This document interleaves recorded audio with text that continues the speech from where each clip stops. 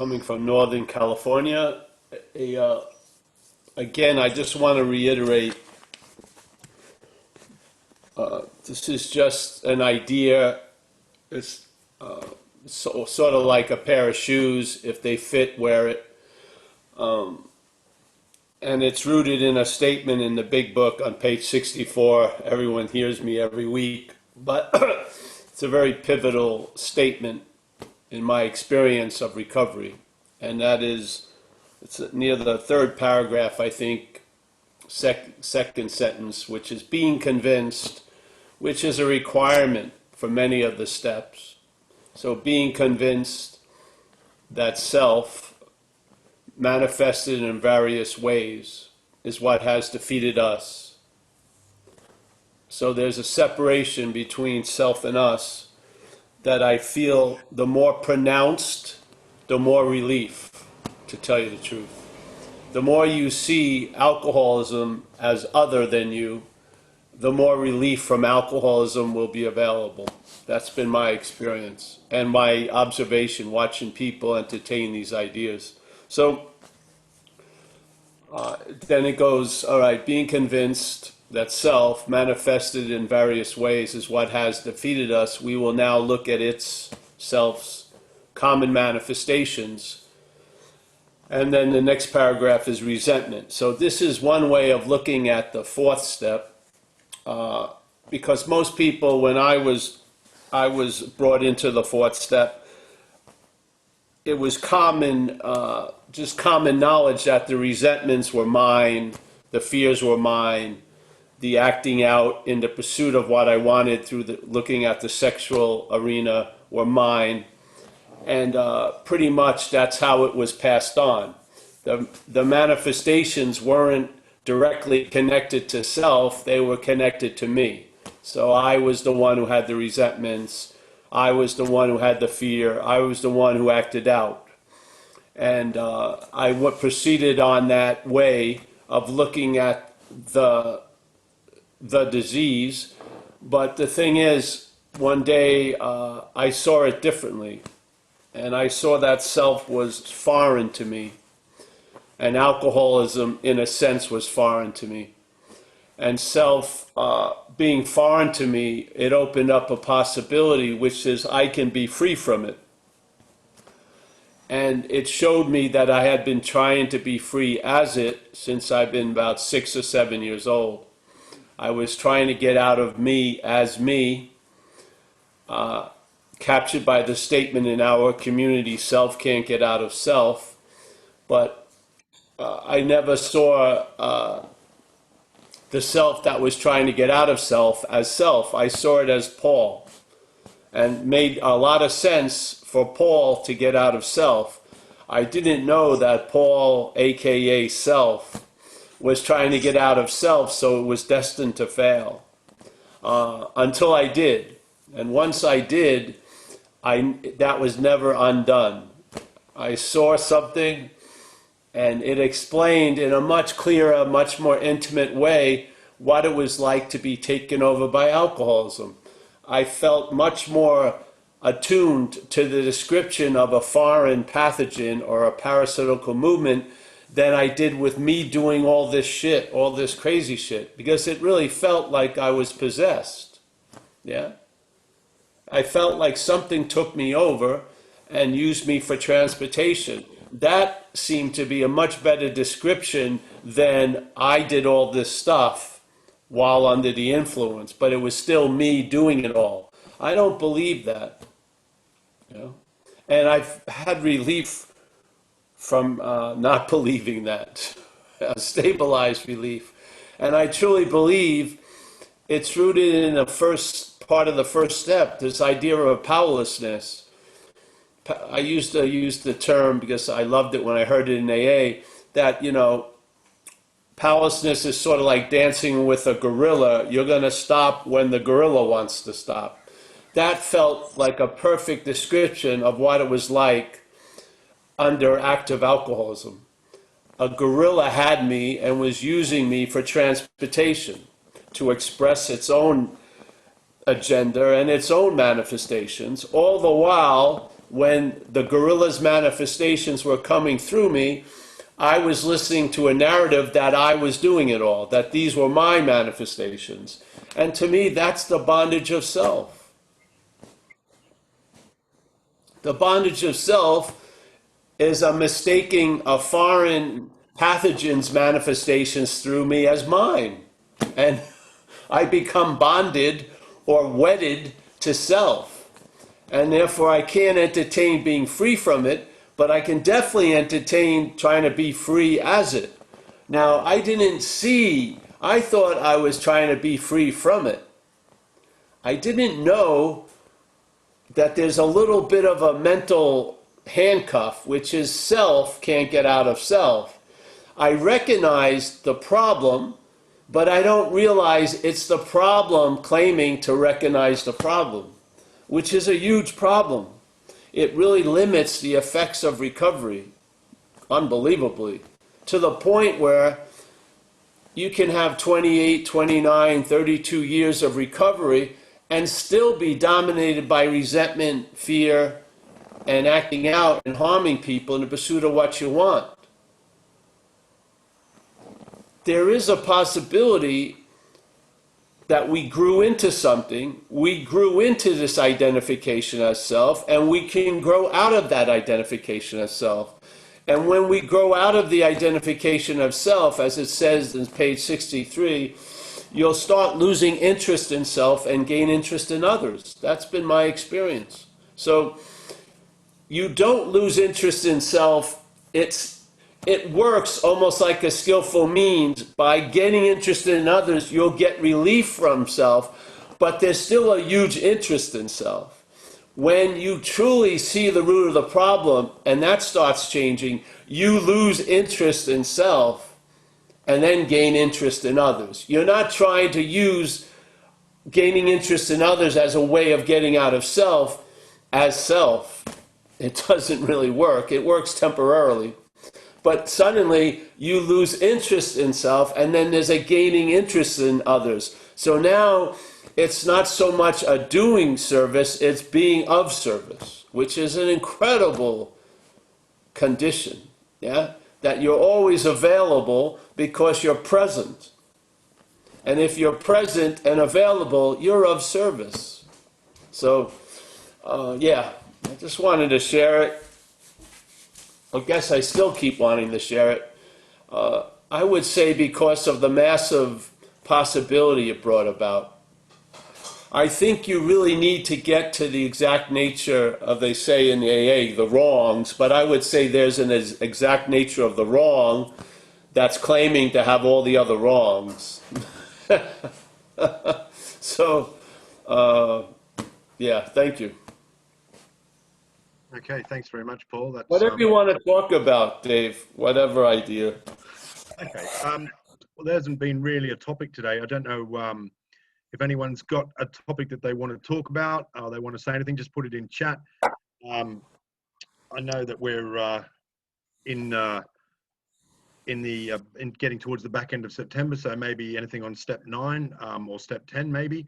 If you wanted to have a chat about that, it's always interesting to hear you talk about those steps. So, or anyone else who's got something you want to put in chat? Speak about an example of step 9. Yeah.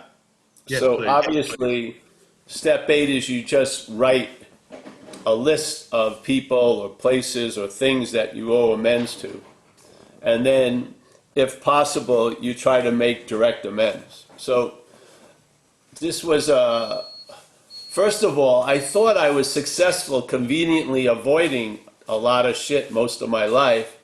And then when I got sober and it came around this period of the 8th step, I started running into the people that I had been conveniently avoiding for years.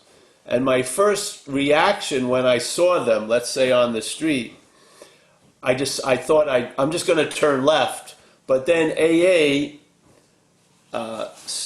straightened the ship, so to speak, and I pulled over and I called the person over and I say, listen, I used to be a roommate and I stiffed you for a phone bill for $50, whatever, and then pay them. Yep.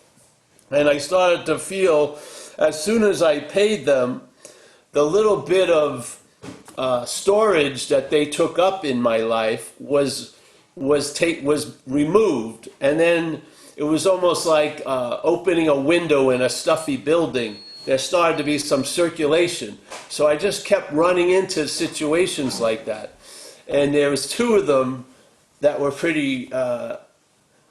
They've stuck with me over the years, and one of them was I was out with my friends.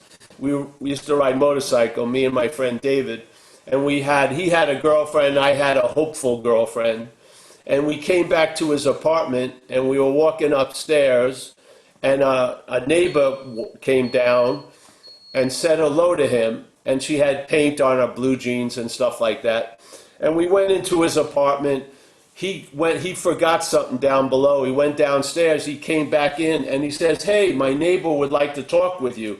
And I thought he had told her that I was a house painter. Yeah. So she walks into the living room where this lady, Wendy, his girlfriend, him, and me are. And this lady comes in and says, "Hello, Paul. Do you remember me?" And I said, "No." And she says, "You owe me $500.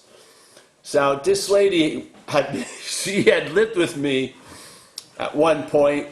And of course, I had told her when she moved in, she'd have to put a down payment on the apartment that would go to the landlord, but actually went to my pocket.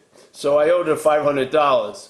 And you would think that this would have really caused a lot of shame and wanting to deny or distract or avoid or change the topic. But what happened is I had gotten the idea of a disease, and I had gotten the beginning of an understanding, which is I would do almost anything to anybody unless you could physically stop me. That it wasn't a personal thing between me and her. I was a rabid addict, alcoholic, and I needed that money. It was just that simple. It wasn't her money. I needed the money. So feeling this way, I looked at her and I said, I talked to her and I gave her a check, not the whole amount. And I told her, the only reason why you're seeing this is I'm in recovery now. And so I paid her the $500. And after a while, she would call me up for advice. And again, my old strategy was to avoid it at all costs, which means I had to pay a security guard to keep it sort of out, from the surface of consciousness, and some storage, because it was like a dead zone. All these things that were never dealt with were just taking up a huge amount of space in my life. And to me, recovery is like a recycling event and a reclaiming. And so the program was going in there and taking all the dead wood out so that there could be aliveness. Yeah. And sometimes I would see it that way. Sometimes I'd still be in a lot of resistance to it. But ultimately, begrudgingly or not, I came to the conclusion that the strategies that my life was based on with self-managing were incredibly failed examples of a failed system. And then so there was another one. There was a great meeting in San Francisco on Thursday night in an area called North Beach. Now, if you don't know San Francisco, parking is a premium. Very difficult to find a parking space in certain neighborhoods. So I'd go to this meeting and drive all around trying to find a parking lot on Thursday nights. But I'd never go down this one street because there was a market on that street, Rossi's Market, that when I used to live in that neighborhood, I robbed every day.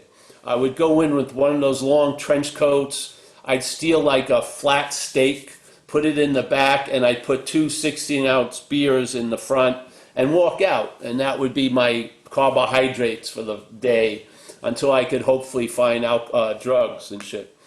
I did this for months. But I didn't want to go anywhere near that market, so I would avoid parking in that area. And then one day I said, I'm just going to go up there and make amends.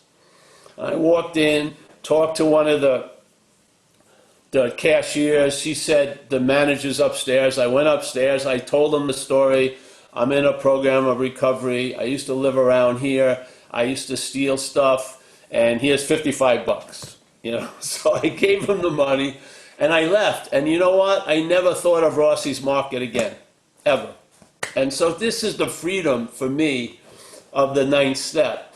Your life gets reclaimed because living under the direction of self, there's a lot of frozen areas of my life. There's a lot of areas that are forbidden to be entered.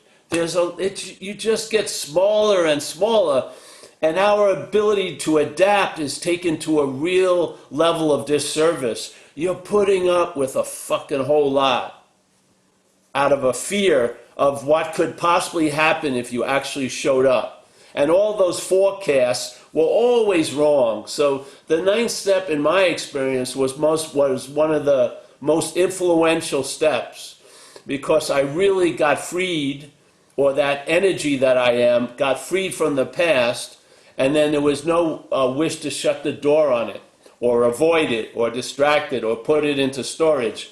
Yeah? It was very, very freeing, the amends. So I just wanted to share that for the ninth step. And again, from the view of the exact nature of the wrong, I made the amends. I acted as if I was responsible, finally. But it went further after I made the amends. I saw I was accountable, but I wasn't responsible. Well, when I was under the influence of self, self was making the decisions. Self was seeing everything from a view of fear and reacting accordingly. And I would basically match all of, quote, my decisions and my actions with a lot of other alcoholics and addicts, and they would look quite similar, almost as if thousands of us are following the same script. Yes? So I started to get clued in, and the idea of responsibility and accountability, I use an example of, I have a dog, that dog shits on the neighbor's lawn. The neighbor calls me up, complains about the dog shitting on the neighbor's lawn. It's my dog, so I go over there and clean it up, and then I leave, yeah? But I realize I'm not the dog, but in a sense it's my dog, and I'm responsible because the dog can't clean up its mess, so I clean it up, and I go home. Seeing that I'm not the dog, I don't feel guilty for fucking 30 years, yeah? Because I didn't take the shit on the lawn, the dog did. So the whole point to me, self-centeredness, you feel extremely responsible about everything. I remember the first example I had of it in hindsight was when I was younger. My father got very ill, and so things were going to change. And I was about 6 years old, and so my mother sat me down with the family doctor, and they told me, as clear as they could, that Dad is ill and he's not going to be able to play with you as much. He's not going to take you to the field as much, stuff like that. And I heard it, but what I felt inside was, what did I do to cause my father not to want to play with me? This is the disease of self-centeredness. So I believe we feel incredibly responsible for almost everything, and then the strategy is to avoid that responsibility. We finally grow up in AA and see our role, and then we accept the responsibility. And to me, there's another wave of recovery, which is after you accept the responsibility for those actions, maybe you'll see they weren't your actions. And I don't believe the community as a whole has explored that, let's say, fourth wave. I just don't see it. So maybe, all right, extremely obsessed with self, extremely responsible. Strategy, let's avoid responsibility at all costs. Growing up, take on the responsibility, admit your role in things. And then the next phase is seeing that you're accountable, but you're not responsible. You were driven to do that behavior. Yeah, so thank you. Muted. Sorry. Thanks very much, Paul. We've had a couple of questions in the chat. Nobody's sticking up their hand, so please feel free to stick your hand up now. It's a really great opportunity. I don't know if you saw Tuesday's reflections on the 12 steps, but it was pretty good. It was a really, really excellent day. So it's a real chance to crack on. Jessica says that she's struggling with expectations when dealing with the 9 step, and she could really do with a bit of guidance from you, Paul. Is there anything? I know you've sort of gone into it a bit, but is there any kind of ABC you can offer with that? Well, by just reflecting on what it's been like in recovery, you have the evidence to trust the process. And this is where that's applied. Because the head is predicting what's going to happen. It's playing God. And now, hopefully, you've realized it's playing God is failed. Yeah? So basically, you walk through these quote-unquote solid walls it puts up, and you see you can walk through them, and you can face life successfully. And part of facing life successfully is owning up to what you have done. You're rolling it. Yeah? So carry on. Yeah? This is the point. If you feel like you're listening to the head more than your, let's say, heart, reflect on what it's been like since you've been sober. Hasn't something done for you what you couldn't do for yourself? Well, see this as one of those opportunities. You don't want to fucking talk to these people. I don't want to show up at that market, but I have faith in the process. But basically, I had no faith in the previous process. That's what motivated me. I realized the failure of the system I had been relying on for most of my adult life. So I had a momentum to do shit that I would never have done, which was, step out and hope there will be a stair there, and a stair always appeared. So it's part of the statement, trust the process. This is what that statement is about, trusting the process of the 9th step. Yeah. Thank you very much. Of course, the head is speaking to you. See, the disease speaks to you, and it's held as you. But there's another option. I'm sure you've had an intuitive thought. I'm sure you've had a sudden whack.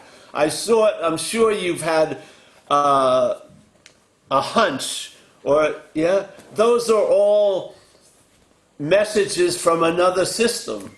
Yeah. The failed system is going to keep trying to survive as you, and it's going to talk to you as you. It doesn't want you to recover from it.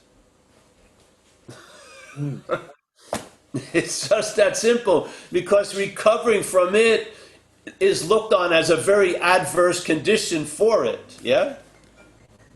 So, of course, could you imagine if you could have relief from cancer a day at a time? We always use this. Meetings would have lines for days. Yet here we are with a seemingly hopeless state of mind and body, and we're sitting there, I don't want to miss that sitcom this morning. My DVR's broken. I can't wait for it to tape it, whatever, The amount of denial based on the condition we're in is mind-boggling. And it's usually presented in the thoughts, in the narration. Mostly false evidence appearing real. Ask your power to take the same information and collate it differently. See what happens.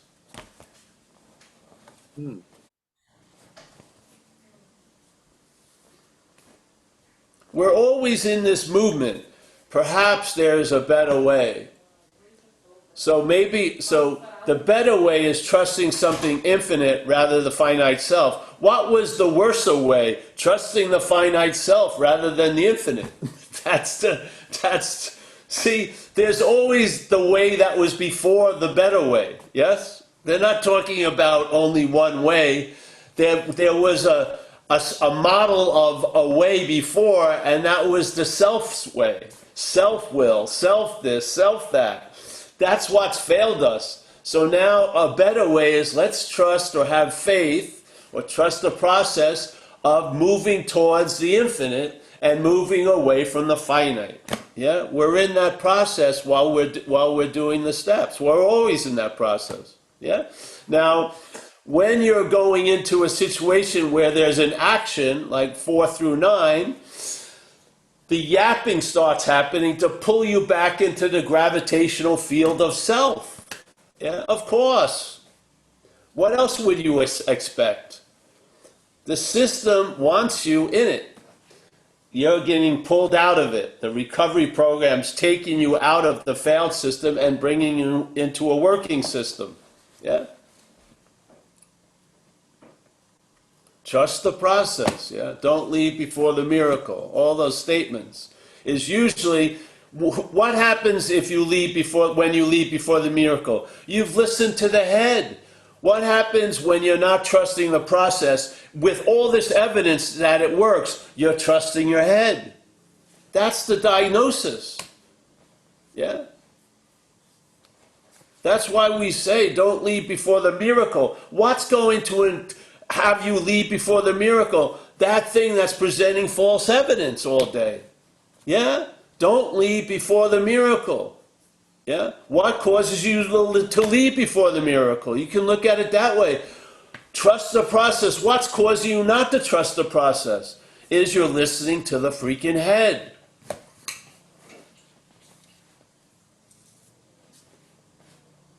Perhaps there's a better way. You can be guided by a higher power, not directed by self. Yeah. Okay. Okay. All right, thank you, Paul. Next up, we have a hands up. We have Ian. Would you care to unmute yourself, please?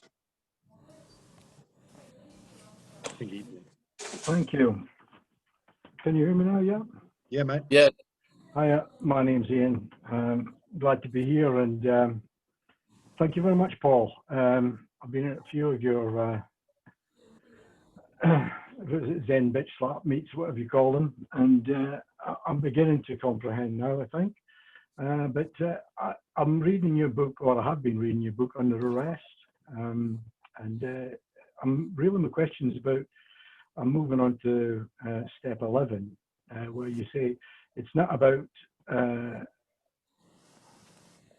creating a conscious contact with a higher power.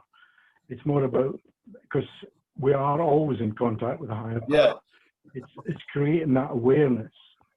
And I thought, yeah, I've got it. I've really got it. And then at the final bit in the chapter, you say, after all, you may start having a sense of being meditated. You may just sense the fact that you are a prayer. Are you saying there that it's after your cautionary warning that the ego can take over and make you think you've got the answer, but it's just that Of course ego it will. It's going to attempt, yes. It's going to attempt. There was a famous Tibetan monk, Buddhist, not a monk, called Trungpa Rinpoche. He had a very innovative book called Cutting Through Spiritual Materialism.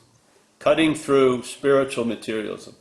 The first page was all you needed to read, really, which was, I don't like the term ego, but he uses the term ego. He says, this is the first thing you need to know about ego. It's going to try to take advantage of everything it comes in contact with, yes?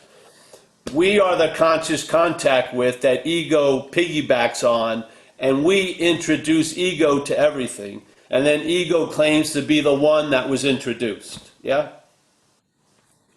So basically, I don't want to get into it today, but I don't believe the identification as self is ego. I think it's that feeling of being the one who has an ego.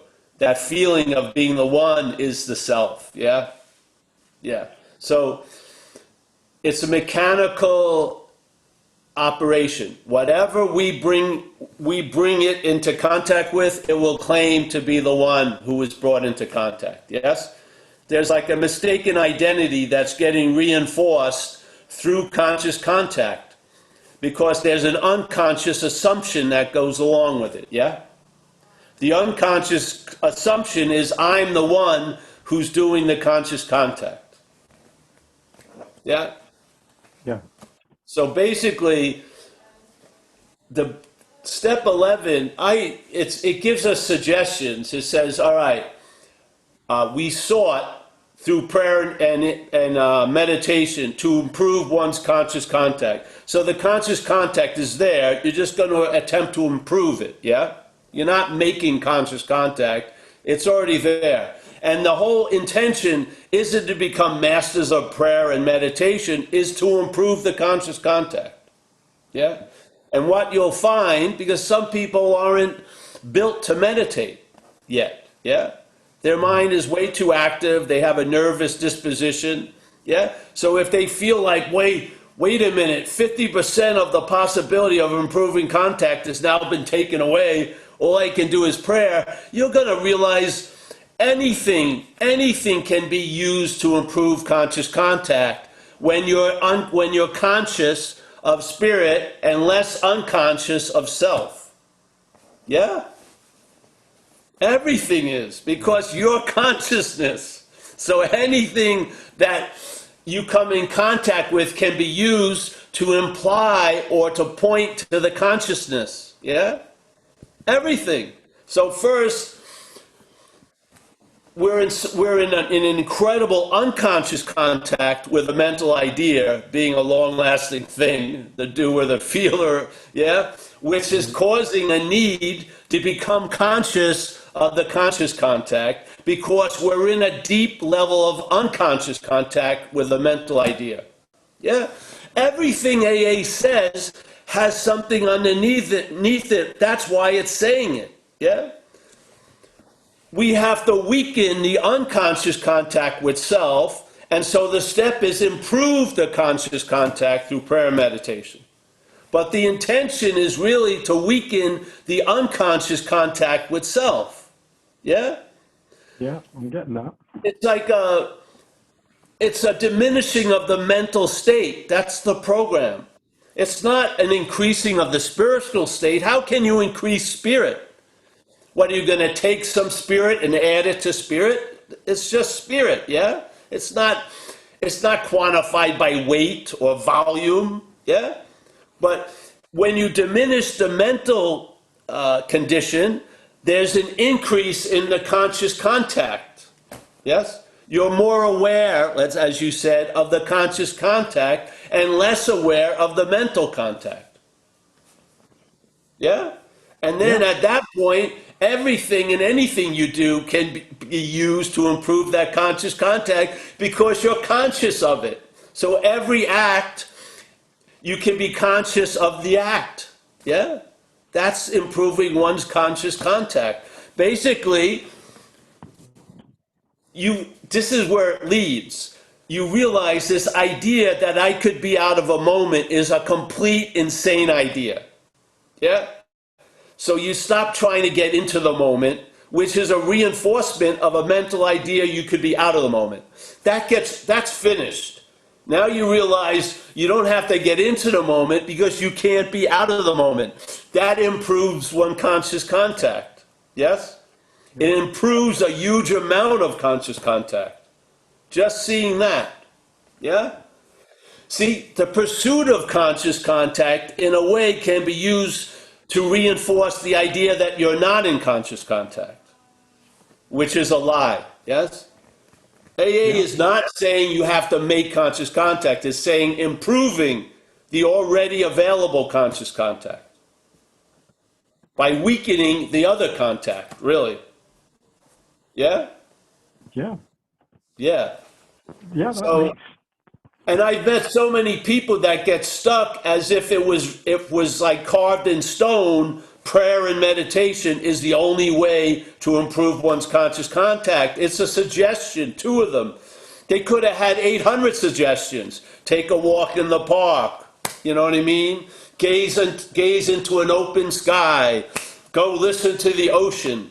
There's thousands of ways to improve conscious contact. Yeah? The most important one is conscious contact itself.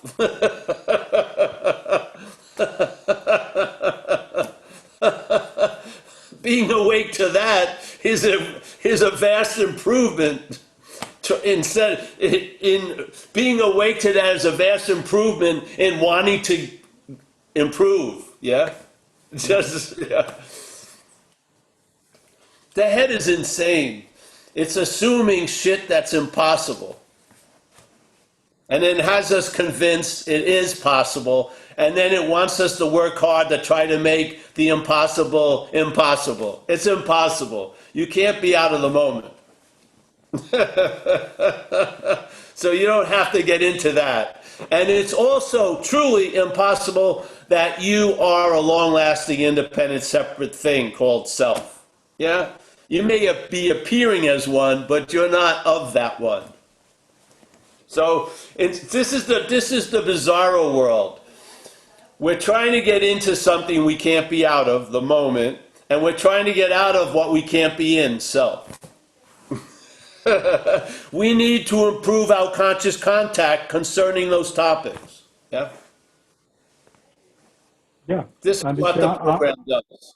I'm feeling, I mean, so since lockdown, about 6 months, I've become aware of now and living in the now, because that's it. Yes. That's where I'm awake, and it's also new to me. So thanks very much, Paul. That was a wonderful expose on that. Thank you. Well, thank you, Ian. And yeah, the joy is right where you are. See? You're awake to being awake. The mental state tries to convince us, well, if you do this and this and this and this and this, and don't do this and this and this and this, maybe, just maybe, someday you'll be awake. You're awake now. It lies about that fact by giving you a whole little storyline that one day you will be awake. Yeah? You are awake right now. How can you say that? Well, you're seeing, aren't you? You're hearing, aren't you? Is there any volition in it? No. Maybe you can turn your head, but wherever your head is pointed, if your eyes are open, you're going to see what's there. Yes? So the consciousness, the seeing, the hearing, the feeling, the tasting, the touching, has very little volition involved. And it's not demonstrating any thought or effort to be what it is. It's just conscious. That's us. Yeah? That's our inherent nature. We're trying to acquire some of our inherent nature as a false nature. We're not the false nature. Yeah? It's just, it's that simple. Once you get certain things in place, like some of the main lies, let's say, they get corrected. Yeah? Now suddenly you're on sound ground. Yeah? You're in the moment because you can't be out of the moment. Being in the moment, you can recognize the head constantly forecasting and previewing and reminiscing about what's not happening. Yeah? Instead of seemingly being in the moment now called Thursday, it's in 3 years ago or 5 months in the future. And you recognize it. You recognize its value. Its value is not in the moment. It's using the moment to think about yesterday and tomorrow. Why would you want that to lead you? Why would you want a system that's not based on where you are to lead you anywhere? Because all of its maps are based on a false location. You're based on a resentment of 20 years ago, and you're based on a fear of next year. That's not where we are. That's a mental geography, all made up.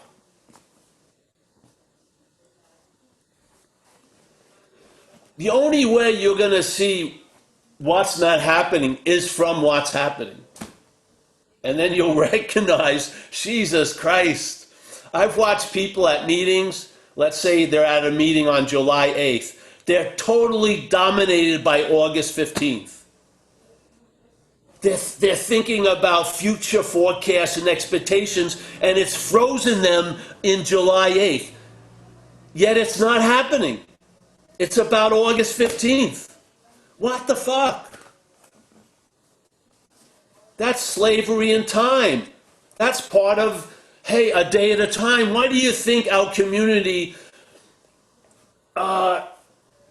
give so much meaning to a day at a time because the disease isn't about a day at a time. It's about yesterday and tomorrow. All the solutions in AA have the underlying problem that describe why the solution is the solution. Yeah? Why we need to improve our conscious contact because we're in an unconscious contact. Why do we need, perhaps there's a better way, why do we need to trust something infinite? Because we're in deep faith in something finite. That's why. Yeah? I figure you better tell the truth about the faith in the finite first, because if you don't, you're trying to trust the infinite as the finite is faith in the finite. You're playing God, with God at that point. Yes? If I take myself to be the finite self, and then I try to have faith in the infinite as the finite self, that's faith in the finite self. That's not the better way. The better way is trusting something infinite. You don't trust something infinite through the finite self. You trust something infinite instead of the finite self.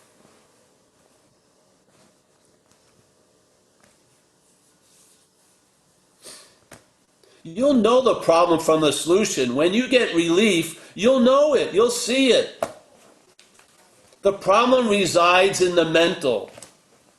It talks to us as us. We already have great faith in it. We don't need faith. We need the faith to be moved. Yeah? And the program of recovery is how the faith is moved from the finite to the infinite. We can't do it. That would be faith in the finite. Yeah? It gets moved by the program from the faith in the finite to the infinite.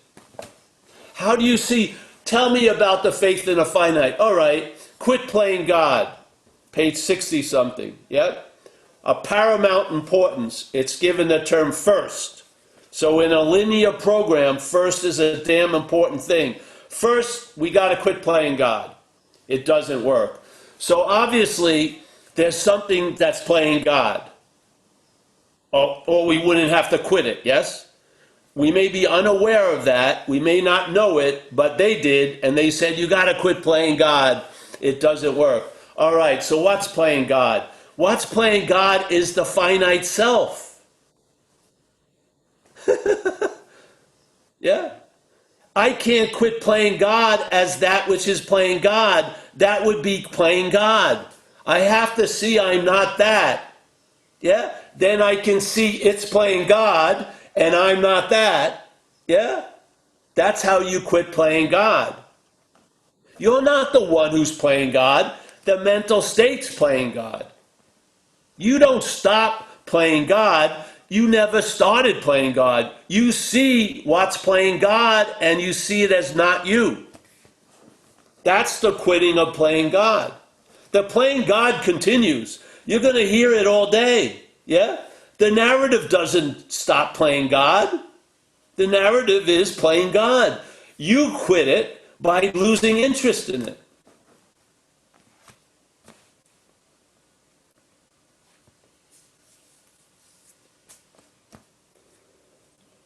When someone goes, all right, I read it, I got to quit playing God, and then sets out on a course to quit playing God, that's playing God. Don't you see it? That which is playing God can't quit playing God. That's the dilemma. Yeah? The solution has nothing to do with the problem.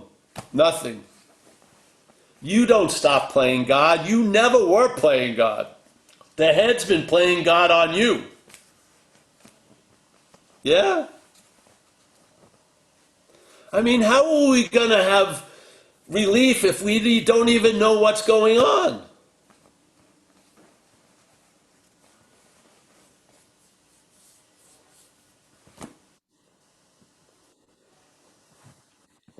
Thanks, man. Thanks, Ian. Thank you very much, Paul. Thank you, Ian. Thank you very much, Paul. As a reminder, this is not an AA meeting. It's a members' take on the solutions of the 12 steps. This is being recorded. It is also being streamed live on Facebook. This is not an all-share meeting. Rather, there is a question and answers on Paul's take on the 12 steps.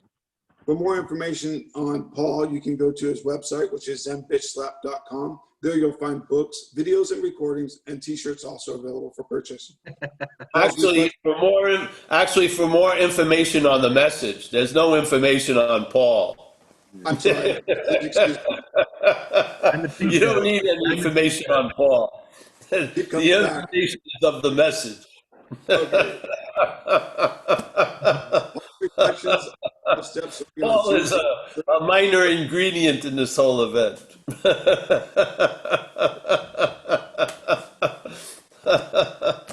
I'm joking, but I'm not, really. Thanks, Paul. Understood. Thank you for the Yeah. clarification.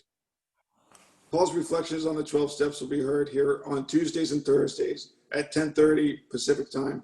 Eastern time, it's at 1:30, and the UK time is at 6:30 p.m.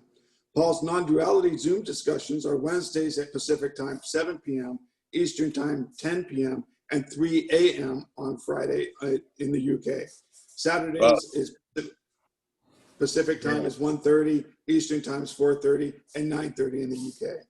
So thank you very much. Next up, we have a question from Ann K. Ann, would you care to unmute yourself?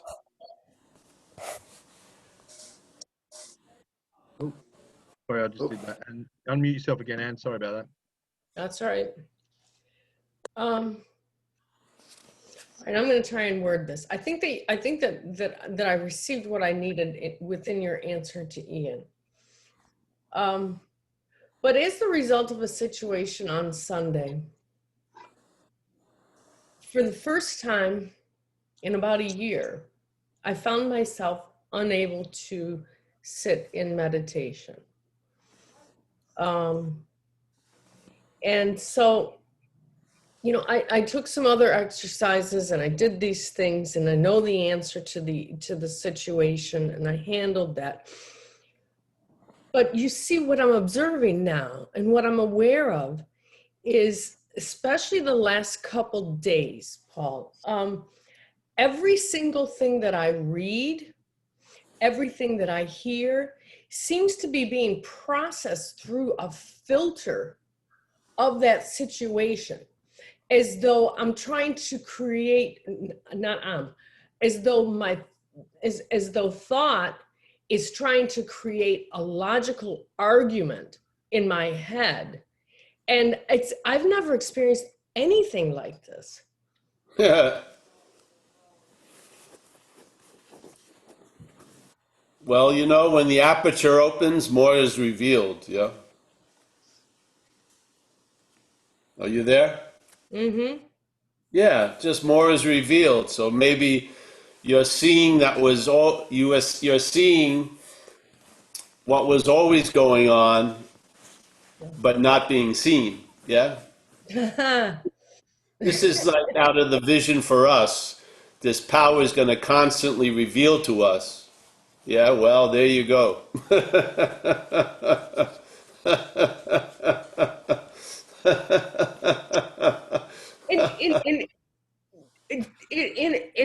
And it's so ridiculous that I have this deep desire to understand rather than just letting it be, just be.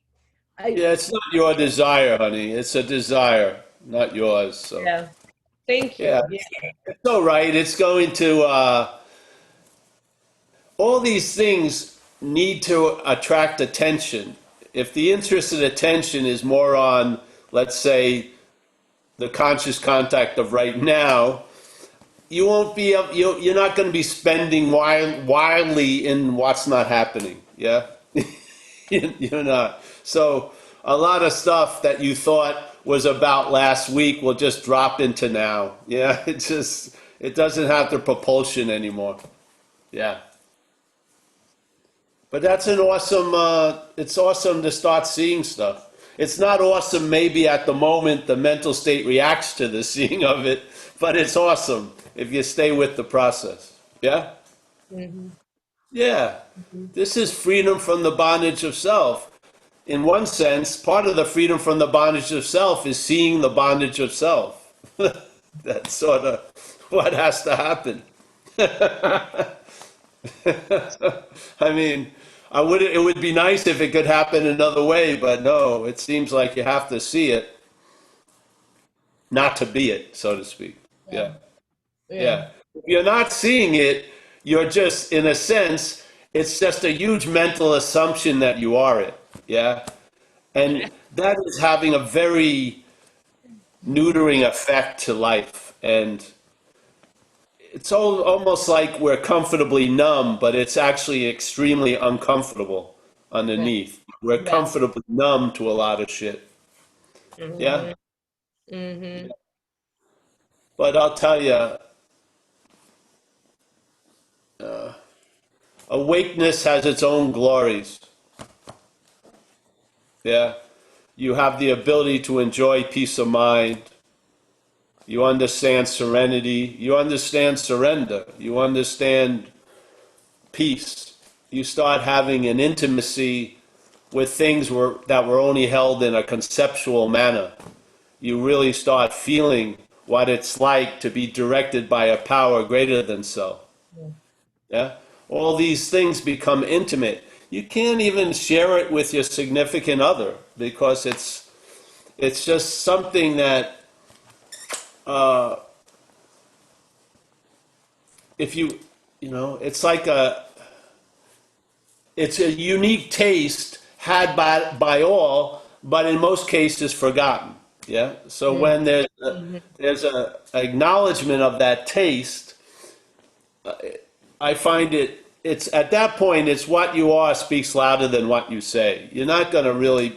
All you can do is like now, like this. We come to the Zoom to try to get something that I can't express expressed.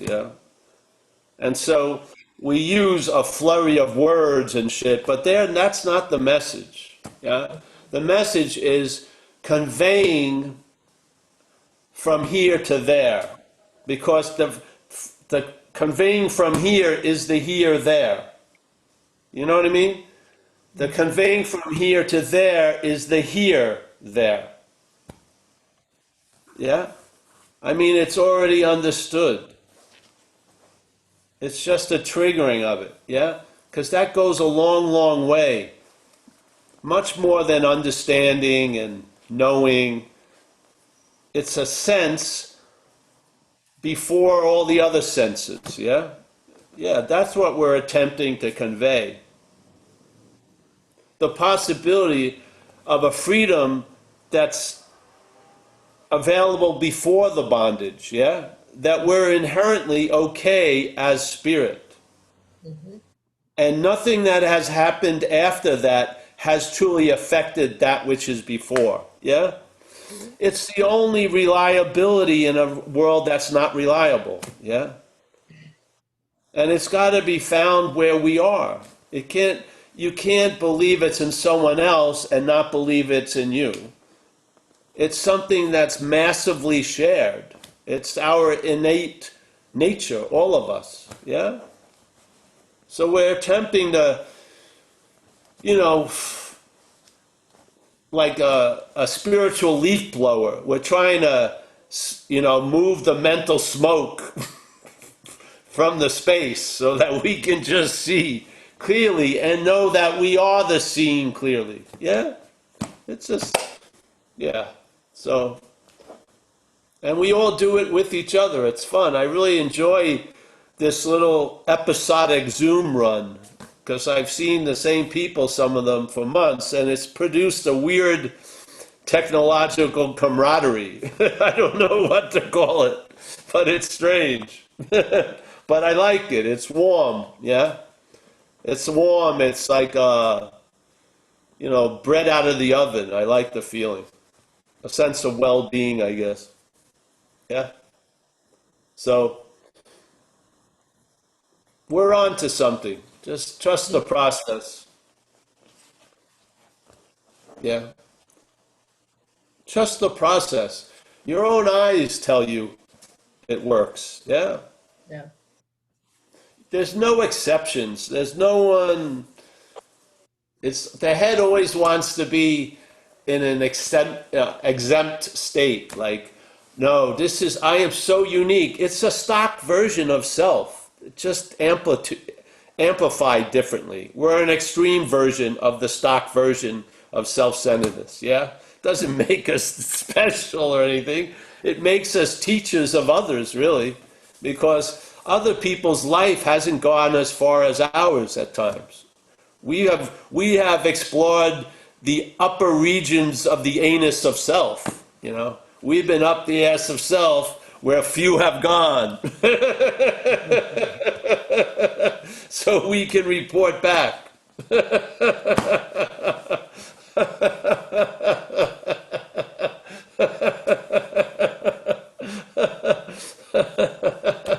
My spiritual proctologist.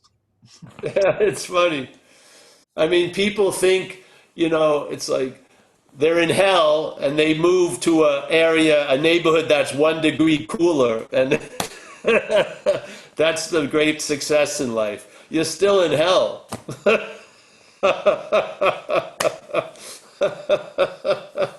Bondage is bondage. Yeah? It doesn't matter if it's a gold chain or an iron chain. There's a certain quality to bondage which limits whatever is bound. Yeah, we become severely limited in the ability to have viable relations with others, to be actually in the moment, that which we can't be out of. The fucking this obscuring, chaotic activity can seemingly cloud us and have us looking for the sunlight of the spirit when we are the sunlight of the spirit. We're waiting for the light to come in. It's actually the other way. It's coming out.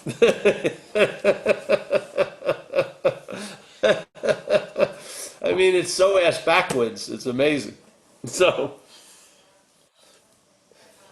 self, it's a dualistic polarity. So the finite self and then the trusting of what's infinite.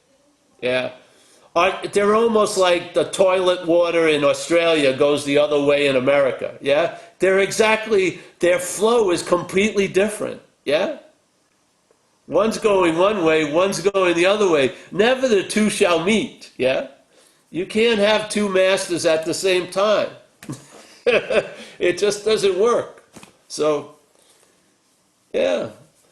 See what you're not, and that what you're not is playing God. It is. So, how you quit playing God is you see you're not that which is playing God. That's how you quit it. Yeah? Yeah. Yeah. So, hey, all right. All right, thank you Anyone very have much. a question?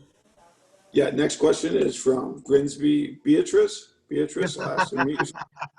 Beatrice. Beatrice.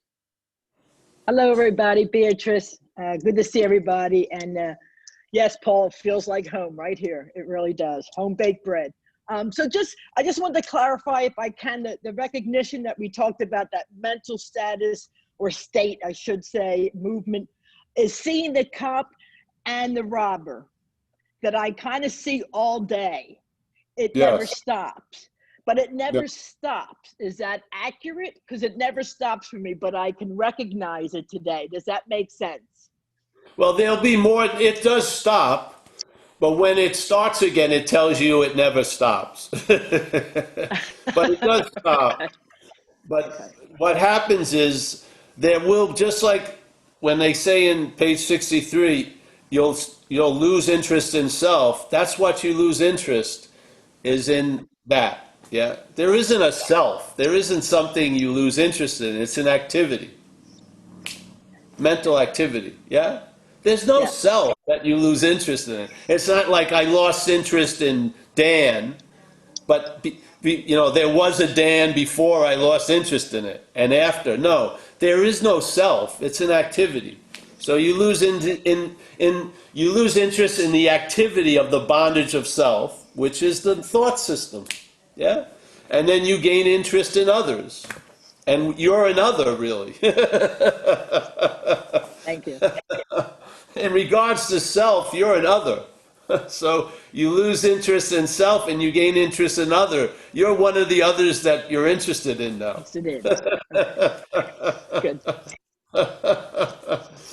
Good. Yeah. Love it.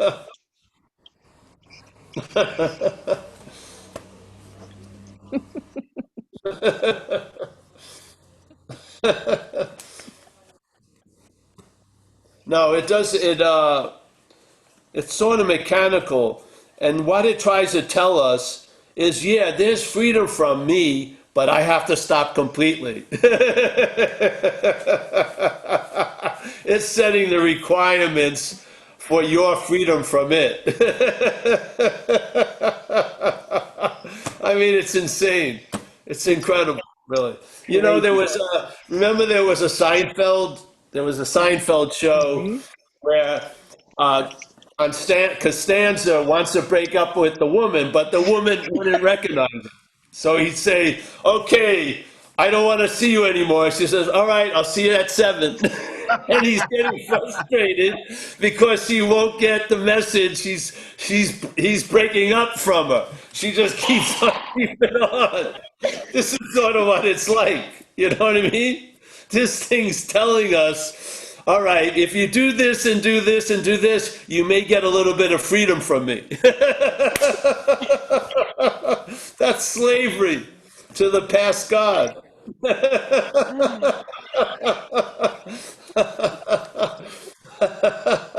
Am I free yet? No, no. I thought I went through your 38 Herculean adventures. Oh, there's a 39th one.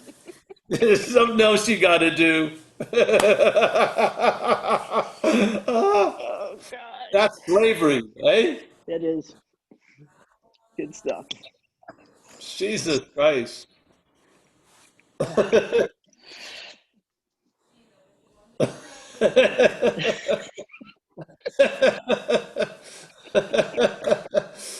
In other words, really, the better way has nothing to do with your old way. You're not going to get a revised old way. You're going to have a new freedom and a new happiness, a new attitude and a new outlook and a new way. Yeah, let's put it that way. Yeah? Yes. Yeah. Yeah, that's It's good. not the old way being revised is all right. As the finite self, I'm gonna trust the infinite. That's the old way disguised. Yeah. Don't you see it? When the finite self says it's gonna trust the infinite, that's trusting the fucking finite self. Mhm. Trusting the infinite has nothing to do with the finite self. It has to do with us. Not trusting that and trusting the infinite in a way. Yes? It has no role in it. It's what we're trying to recognize. We don't want it to recognize the infinite. It can't. We want to recognize it from the infinite. Yeah? Yes. It's sort of like you want to go out and it just wants to tag along completely. No, I don't want to see you anymore. Go away. We're on this journey together. No, I'm leaving you. I'm not going. You're not coming with me. Oh no, no, no! I'm going with you. I'm willing to improve the conscious contact. No, no, no, no. I'm moving. Bye bye.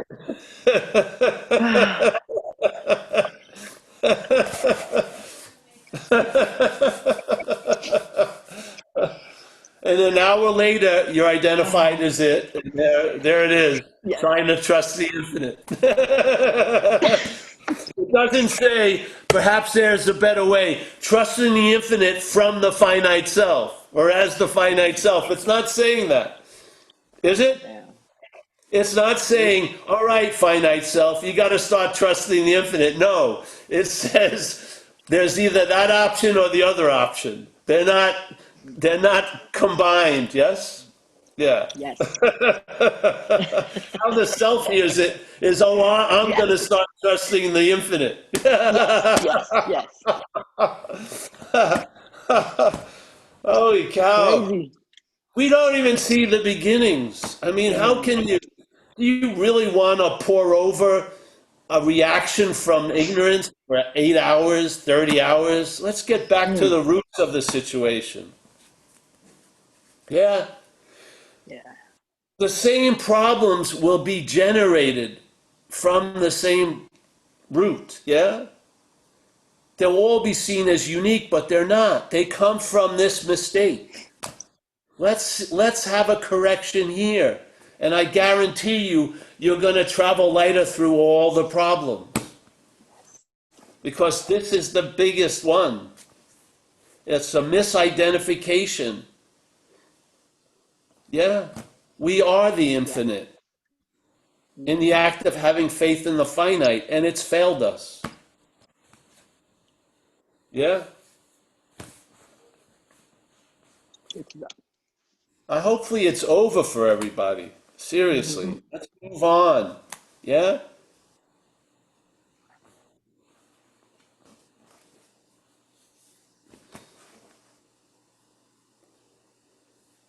This isn't like a 30-year coming to believe. It's a whack. You recognize that something has done for you what you can't do for yourself. Yeah. That's a shot of the infinite in this little finite event. Yeah? Follow the crumbs. Mhm.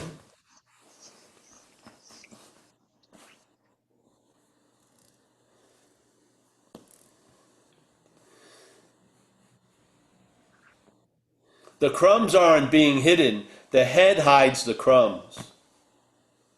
It wants to take you on its way, its path. Mm. Yeah. Yeah. So there is a solution. Hallelujah. Hallelujah. Far out. If not, we would just be therapizing the problem. Yeah? Mhm. We'd be trying to have harm reduction. We would try to, okay, it's going to fuck most shit up, but let's hold a little bit away from it. You know, that would be the condition we'd have to be living from, but that's not the case. There is a solution. The problem can be seen as not existing for us. Mhm. Wow, that's a solution. That's worthy of the term solution to me. The problem will not exist for us. That is a definitive solution to a very seemingly very influential problem. It doesn't exist for us. And how that stabilizes, it doesn't exist as us.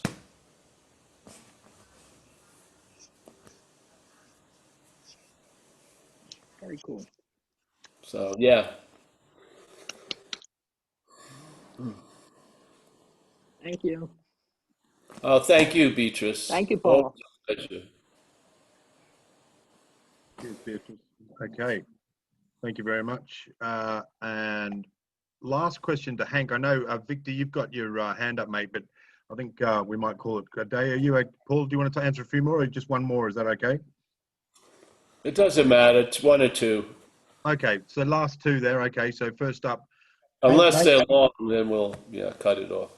Well, we'll keep it down to 20 words or less. All right. Okay. Hank, 20 words, mate. Here you go. Asking you to unmute. There you go, Hank. Hank, you're on. How you go, mate? Hank? Okay. All right. Hank. Okay, Hank must have left the building. Victor, it's No, your he's here. He's just not. He's muted. I've unmuted him again. Hank, just, yeah, there you go. Go for it, mate. Thanks very much. I'm struggling a bit with the inventory. I can't hear him, Dave. Yeah, you're gonna have to speak up a bit, Hank, mate. You're very, very soft. Can you speak a Oh, bit louder or sorry. come closer? I understand. That's There you it. go. My That's microphone. it. Yeah, That's sorry. it. Okay, okay. I struggle a little bit with my inventory. When I'm writing my inventory and looking at the shit, and what am I doing? Am I selfing again? Am I, or No, am don't I? worry about it. Just get the information in there. Yeah? Okay. So, Yeah. It doesn't matter. Don't worry all right. about it. Yeah. Okay. Yeah. Just Okay. do the Thanks. process. Do the process as directed in the big book of AA. Yeah. Okay. Yeah. Yeah. And And then you'll be able to see uh, basically the way I look at it is you're going to see how self has defeated you by the inventory. Yeah. yeah. And by And you'll distancing. recognize the patterns, Yeah. and also self has inclination of more importance and less importance. So when you Yeah. run into a topic that's very important to self, the idea of self, it's Yeah. usually surrounded by its manifestations, resentments, fears, acting Exactly. out. Yeah, so you can tell, yeah, you can tell the Yeah. dog was near by the shit, so the Yeah. flies. Yeah.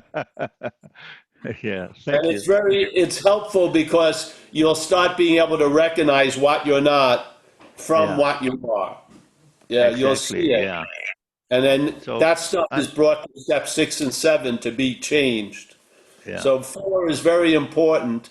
It's Yeah. obviously the beginning of the working steps. And then Yeah. it's going to lead to me, the most important steps if you continue in recovery are 6 and 7. Yeah. Tell you the truth, yeah. Yeah. Exactly.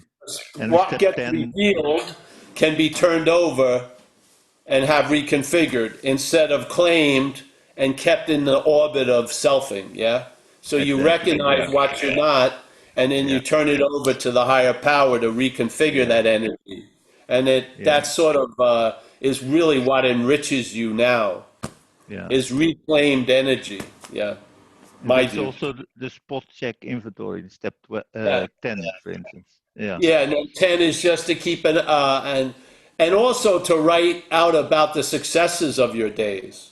All It's right. not all Yes. debits, Yeah. there's assets also on step Yeah. 10. All day things happen that I couldn't do for myself. So, Exactly. So you acknowledge that, you honor that, because there is a bias with the head, yeah. which is they'll forget a miracle very quickly, but remember a resentment for 50 years. So Yeah. you have to honor the demonstration of the better way. Yes, I Yeah. feel. Exactly.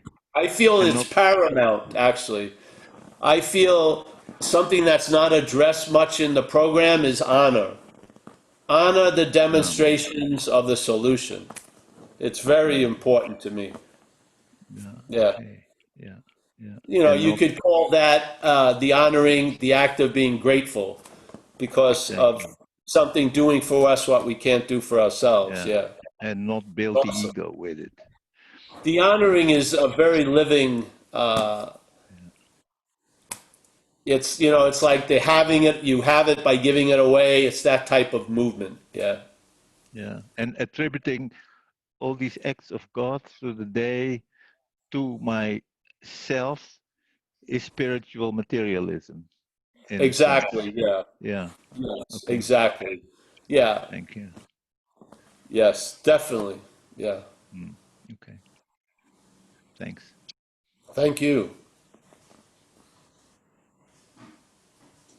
All right, thank you very much. Next up, we have Victor. You have a question.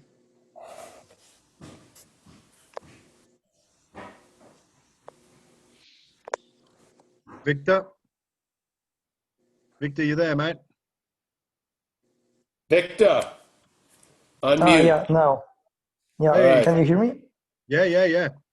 Okay, just a quick question from me. So the whole message is mostly about seeing what I'm not, and it started resonating recently.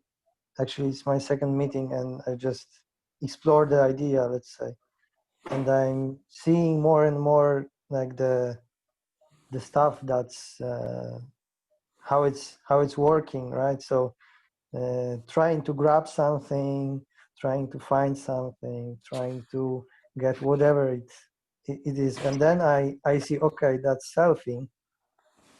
But then I realize, okay, but the thing that realizes that this is selfing, that's also seems to be a self. Well, And then the seeing of the first self is beautiful, but then the seeing gets claimed. yeah, Yeah? that's what I mean. Yeah, Yeah, exactly. Yeah. All you do is recognize that. There's nothing to do. Just recognize it. A lot of information will come from that.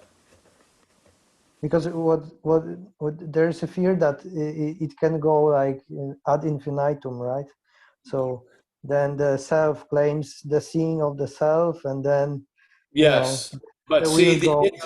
it's ad infinitum will never leave the boundary of what you are. Okay. That's the beauty of it. And it's not even going to get close to ad infinitum. It weakens, each rotation weakens seeing it. Yeah? Yeah. When you only see one, it's strong. When you see the two, it weakens. When you see the two reproduce, it weakens even more. Yeah. Yes. It doesn't have the energy that it starts out with, it doesn't continue with. Because you're the source of energy.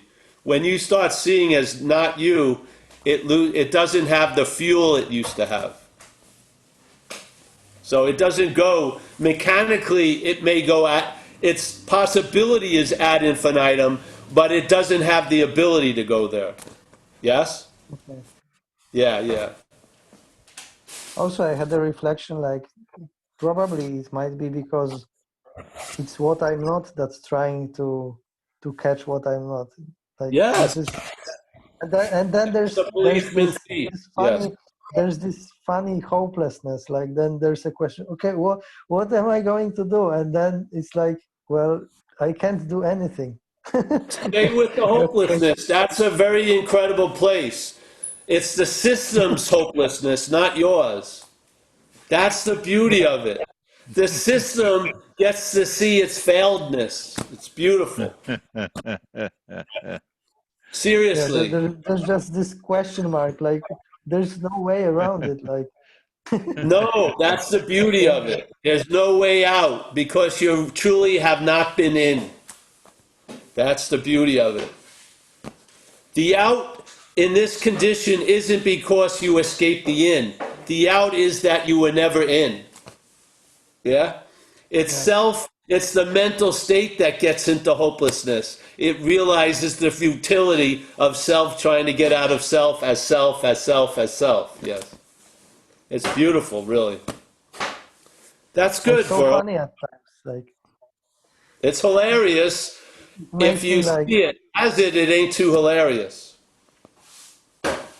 yeah. It gets truly Thank you. bummed out because the failed system lives on hope, you see. It truly Yeah. believes self can get out of self. It believes it completely. And when it starts hitting the futility of that, oh, it's like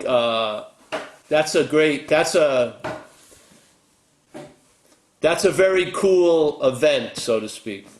Yeah?